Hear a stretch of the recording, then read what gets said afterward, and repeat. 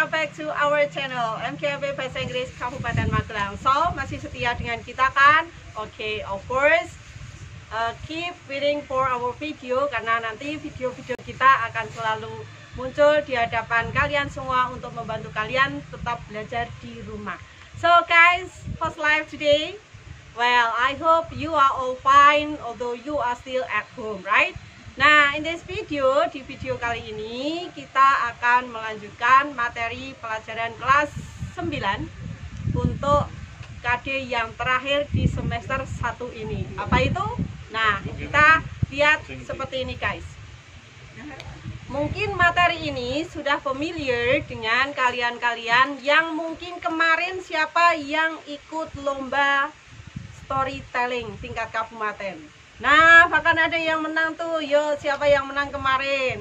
Nah, well guys, ketika kalian menceritakan kemarin storytelling di tingkat kabupaten, ada yang cerita Malin Kundang, ada yang cerita Cinderella, ada yang cerita Gajah Mada, ada yang cerita apapun itu. Nah, that is what we are going to talk today. So, today we are going to talk about narrative text. Apa?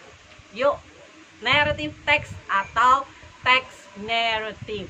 Nah, oke guys, sebelum kita bahas lebih lanjut apa itu narrative text, kita akan lihat sekilas the materials that we are going to learn about narrative text. Apa saja yang akan kita bahas, apa saja yang akan kita pelajari? Ya, oke. In this video atau materi tentang narrative text, like usual, we are going to learn about 3 materials that they are social function, of course, and then text structure, and the last one is language features. So di materi-materi bahasa Inggris, 3 materi ini pasti akan kita pelajari lebih lanjut. Nah, karena di video ini kita akan mempelajari narrative text, maka materialnya atau learning materialsnya, materi pembelajarannya berarti social function, text structure, dan language features of narrative text. Okay, well guys, before we are continuing the material that we are going to talk today, first of all, let's check it out. What is narrative text? Maybe some of you have been familiar with the term narrative text, atau dalam bahasa Indonesianya naratif. Nah guys, kalau kita ngomongin tentang narrative text, what is in your mind? Apa yang ada di pikiran kalian? Oke, Sleeping Beauty, Pinocchio, and then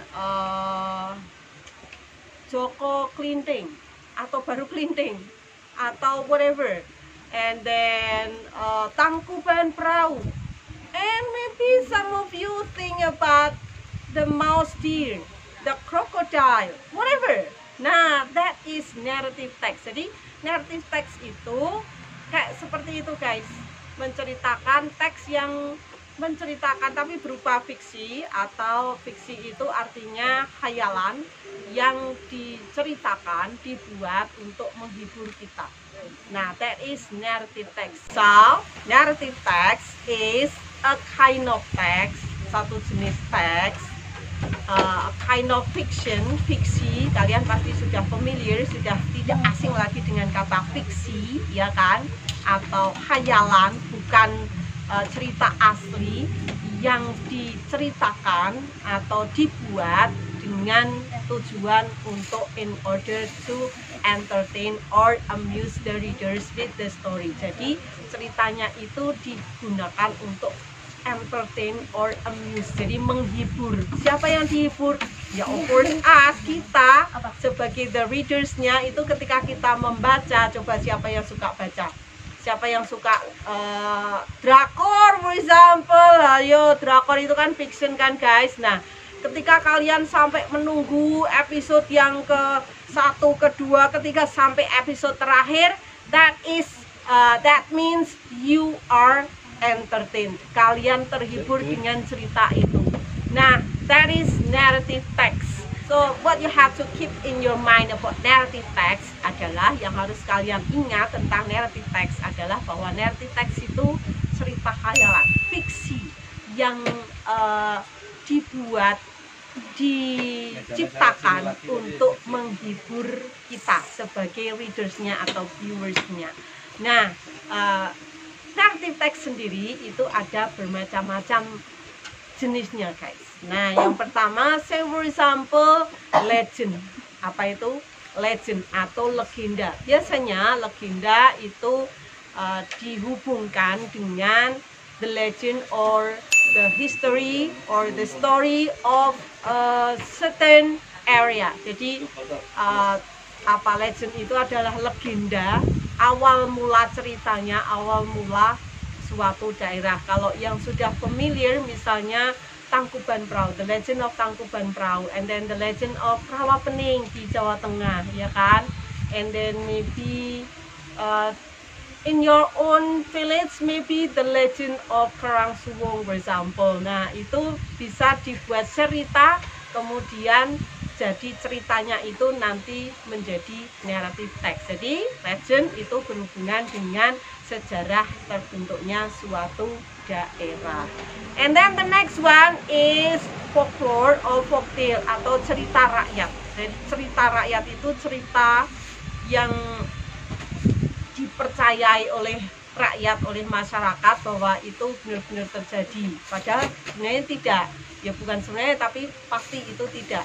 Say for example, kalau di Indonesia itu folklore itu kayak timun mas atau golden cucumber. Nah, itu sudah melegenda banget, sampai saking melegendanya semua anak tahu cerita tentang timun mas, ya kan? That's right. You know of course about the story of golden cucumber, right? Nah, kalian sendiri juga pasti tahu tentang cerita timun mas. Okay, next kinds of narrative text. The next one is fable atau fabel. Nah, guys, who knows fable? Apa itu fable? Siapa yang tahu? Well, fable itu biasanya dihubungkan dengan cerita tentang binatang. Wah, kalian pasti sudah familiar sekali kan? Say for example, cerita fable yang melegenda, sehingga kalian saking melegendanya itu juga setiap mau tidur diceritakan pasti cerita ini. Apa itu? Kancil atau the mouse deer, itu biasanya kalian familiar dengan cerita-cerita itu. Atau the monkey, cerita itu, atau krokodil, dan dibuat cerita kayak misalnya binatang-binatang yang biasanya diceritakan dalam fable itu kayak monkey, krokodil, mouse deer, and then tiger, lion, elephant, whatever. Nah, itu semua tentang fable atau fabel. Nah, nanti itu juga termasuk sebuah cerita. Kenapa kok masuk ke naratif? Karena nanti di naratif itu kan fable itu di binatang-binatangnya itu biasanya menggunakan bahasa manusia, tidak menggunakan bahasa binatang. Do you know why? Tahu mengapa? Ya iyalah, kalau menggunakan bahasa binatang nanti kita nggak tahu dong ceritanya itu kayak apa, bener kan? Nah, that's it. Maka fable itu juga termasuk narrative. Nah, the next one is about fairy tales atau fairy tales itu dongeng. Wah, kalian juga pasti familiar sekali dengan dongeng. Banyak sekali dongeng-dongeng yang sudah kalian pahami, baik di dalam negeri maupun di luar negeri, kayak Sleeping Beauty, and then Cinderella, and of course who is it? Pinocchio. Kalau di Indonesia bawang merah bawang putih. Nah, itu kalau di Indonesia. Kalau di India berarti bawang merah and bawang bombay. Say for example like that one. Nah, itu fairy tales atau dongeng. Misalnya kalian juga apa itu Aladdin. Nah, ya kalian mungkin nonton filmnya kan. Nah, itu juga termasuk narrative text. And the next one is myth atau mitos. Wih, kalau talking about mitos, I've got a good skin, guys, merinding. Kenapa? Biasanya mitos itu dihubungkan dengan cerita yang mistik-mistik gitu, guys. Say for example in Magelang itu the story of Mount Merapi, banyak sekali yang berkembangkan. And then Nyai Blorong atau Ratu Laut Selatan. Nah, itu juga mitos. Nah, kalian juga sudah tahu pasti beberapa cerita mitos, karena mitos itu biasanya like that dihubungkan dengan cerita-cerita mistik. Nah itu.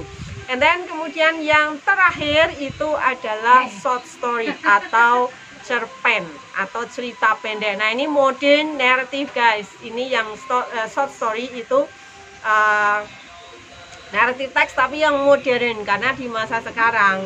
Nah misalnya kalian kemarin membuat atau mengikuti lomba tentang menulis cerpen. Nah cerpen kalian kan juga fiksi kan, tidak cuma khayalan doang, tidak terjadi secara nyata, walaupun berdasarkan based on your own story, tapi nanti dikembangkan, dibumbui sehingga ceritanya itu akan menjadi lebih manis. Nah itu beberapa bentuk atau jenis narrative text. Nah biasanya narrative text itu kalau yang di modern sekarang, maybe one of your hobbies is watching movie.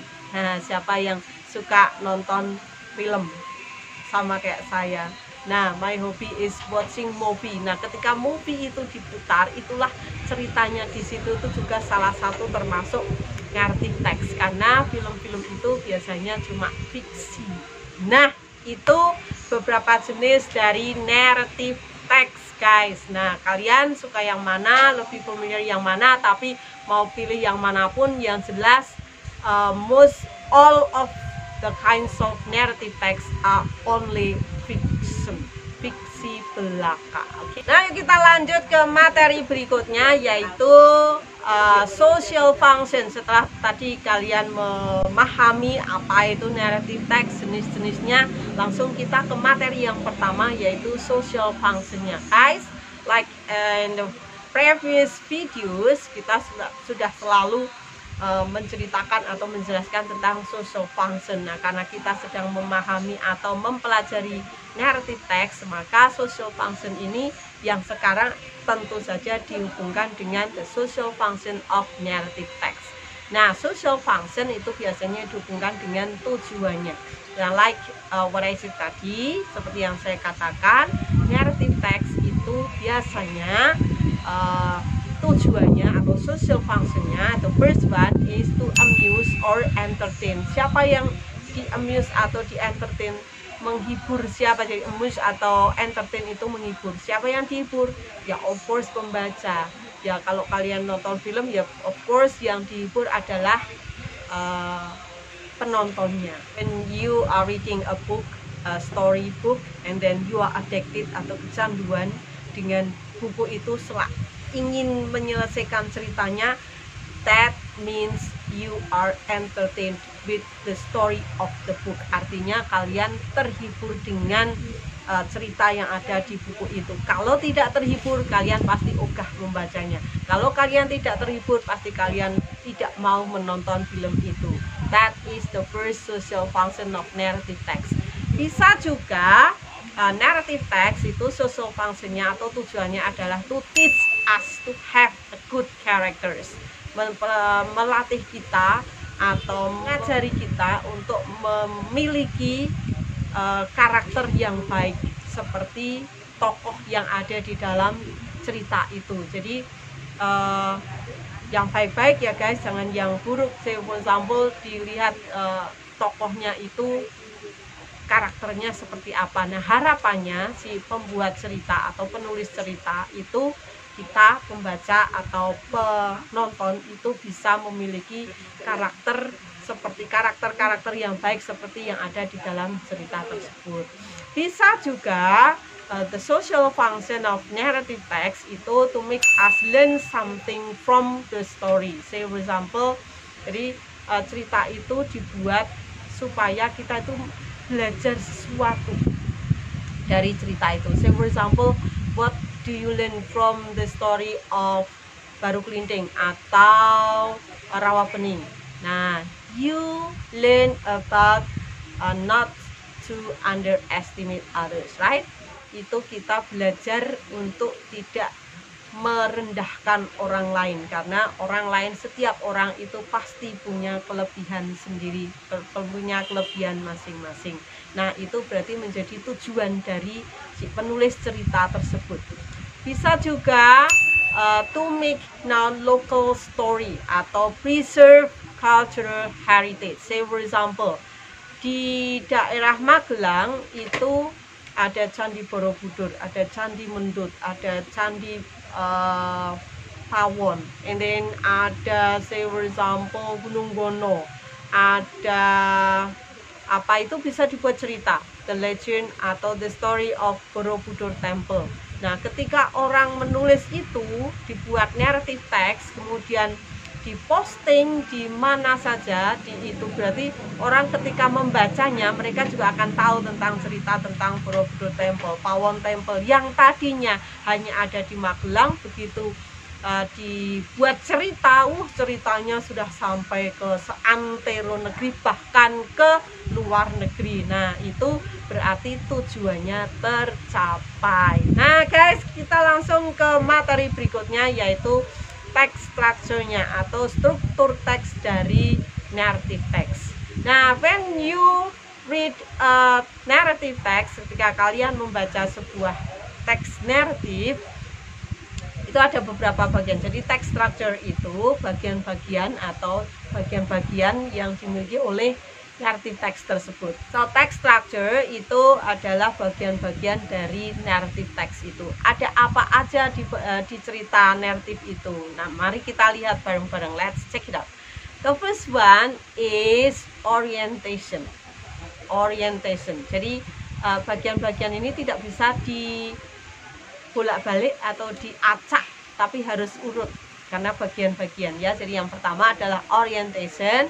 Nah, orientation itu biasanya menceritakan who atau karakternya siapa, ditampilkan dulu ceritanya di orientation ini. Kemudian when itu time-nya, kapan terjadinya, and of course where, di mana, tempatnya di mana. Nah, itu biasanya orientation. Jadi orientation itu menceritakan, the first one is characters. Jadi tokohnya diceritakan dulu, and then time-nya, kapan terjadi, and then where, di mana terjadinya. Nah, itu orientation.